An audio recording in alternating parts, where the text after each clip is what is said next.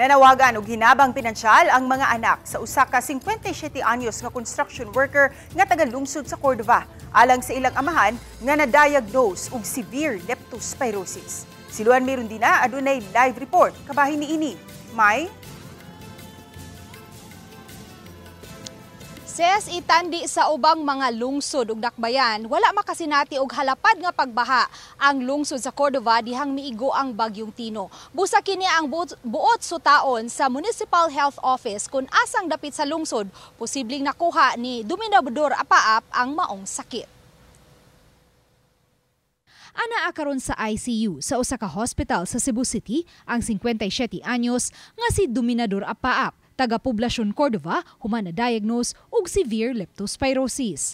Matod siyang kamagwangang anak nga si John Martin, posibleng nakuha sa ilang amahan nga si Dominador ang maong kagaw sa mga limaw o pisak nga iyang natumban pagawa sa ilang panimay o sa gitrabaho ni ining panimay diin nagsilbi kining usa ka construction worker. Among duda ma'am kay tungod sa iyang pagtrabaho kay sa iyang mga tiil ug iyang kamot lang kisag mga samad-sama nya tig-alsa man ni siya haloblak ma'am sa mo ang agianan ma'am Lo sa iyang pagpaari sa amoa kay nabahaan daw dili grabe among baha sa balay o sa among agianan pero naadyo siya baha ma'am.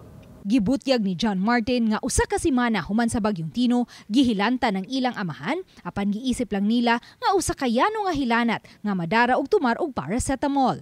And naibong na lang mi na murag for how many days maglisod naman siya ginhawa nya dili kay siya ka barog walay kusog iyang mga bagtak magpatabang siya namo og barog. Dinhi na nila na hukman nga ipa-admit sa usa sa mga hospitals sa Lapu-Lapu City ang ilang amahan diin kini na diagnose nga adunay pneumonia. Ug niadtong Martes lang na-discharge sila sa hospital kay matud pa okay ra kuno ang mga vital signs sa ilang amahan gawas lang sa iyang baga. Uli namin sa amoa pero mga himan taon-taon pag abot na mo sa mua ma'am naglisod na po siya ginhawa na nangay nagyo siya tabang kay gituknaw siya mura siya takigan o iyang ginhawa ma'am kay dapat siya musagit para naa siya tingog ay kanang mo tingog dapat siya mo anak para makaginhawa siya tarong ma'am.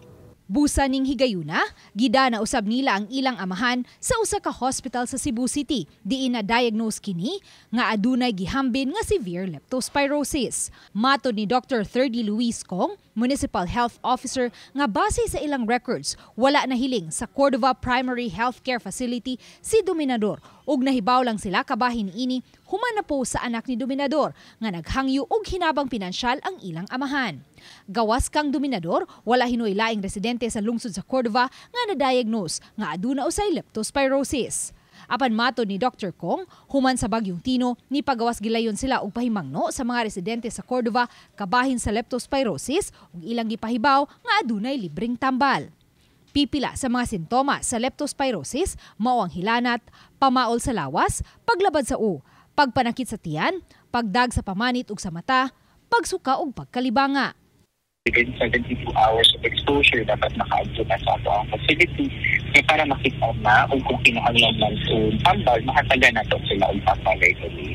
Kung na-expose ng kid o baha, na isamad or wa, kinahanglan magpakonsulta sila ang doktor, kaya hindi kinahanglan na isamad ang sa katao para ma-infect ng leptospirosis. Subay ni Inises na nawagan karon og hinabang pinansyal ang banayng Apaap alang sa ilahang padre di pamilya. Sa mga buot mo tunol og hinabang, mamahimong makontak ang iyang kamagwangang anak nga si John Martin Apaap sa number nga 0961-485-0202.